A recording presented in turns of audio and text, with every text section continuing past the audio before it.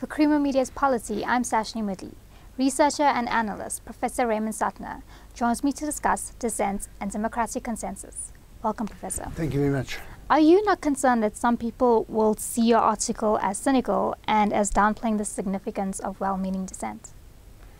Yeah, you know, there is a problem in that the way in which political life is understood, democratic political life is understood at the moment, is that you stand up and be counted, that you speak truth to power, and all these things. If you go and look at, a few weeks ago, they had a photograph of people from, say, South Africa or something, and they were saying, enough is enough, speak truth to power.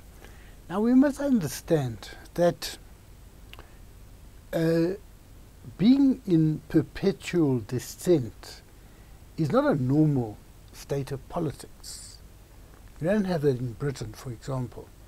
You don't have that in a lot of countries. You have individual questions over which people are in opposition to a government. And in a normal more normal situation where people agree on the basic underpinnings of the social and political order, then the differences between the differences do not become so sharp that the citizenry is always dissenting. In my own case, for example, I never really find myself a part of a broad agreement with the government of the day. And it's the same for a number of different organizations. In a more democratic situation where the leadership of the country had not abused the trust which the citizens expected them to carry out, you would have a lot of situations where citizens and government agreed on a broad consensus. Now, consensus is not exactly the same as agreement. Agreement really means that every fine detail is agreed, like a contract. Consensus means that you broadly agree over this, that, and the other, and you may well, having had that consensus, modify the consensus at a later stage or argue over what it means.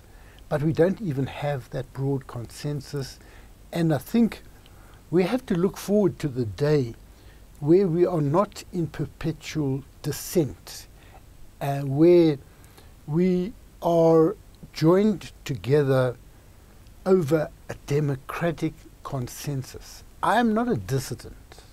I do not see myself as a dissenter.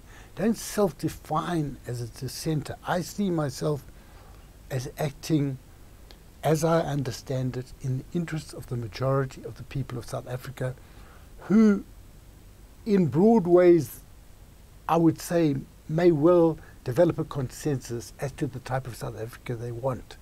But what the government is giving today definitely would not represent that type of consensus, and we need to understand ourselves as not being minority dissenters. We are majority dissenters in the sense that we are also simultaneously part of an emerging consensus. Can you elaborate on how you understand the notion of consensus in this context? Of a democratic consensus. What I understand it as is a situation where we do not see dissent as the opposite of consensus, where we see dissent as disagreement that is part of improving the broad consensus over which we all want our country to be run. Now, I said earlier that in order to achieve this consensus, some elements of the future may remain inadequately defined. And the result is that when you come to confront a particular issue, you actually disagree over its meaning. Now that disagreement may well be settled through debate, but it may also be settled through struggle on the factory floor, through protest action, through a range of actions in a number of sites on the land, in the cities, in civic organizations, or homeless people and things like this. So I would see all of these factors as contributing towards developing a common understanding, a common vision of what we want to have, what we want to aspire to, what we want to move to, and that may initially refer to constitutionalism, restoring constitutionalism. But we don't need to restrict ourselves to that. That may be the very basic minimum, and it's important because that is our law. But we have learned things in the last 21 years since the Constitution, so that we may come to a consensus that we want the Constitution to also cater for this, that, and the other. And there's some things that are not, like social and economic inequality, which we need to debate. Can these be settled by the Constitution? Does the Constitution need to be altered? If it can be settled by the Constitution, why has government not done so? How do we push government to do so? You see, some people say you need to change the Constitution to have land redistribution. But Dikgang Moseneke, former Deputy Chief Justice, and others have said there's nothing in the Constitution that says fair buyer, fair seller, whatever it is. In fact, it's a political unwillingness. Now that political unwillingness can be changed either in forcing the Constitution to be implemented in a particular way, or alternatively we may conclude that the Constitution does not make provisions for this, that, and the other.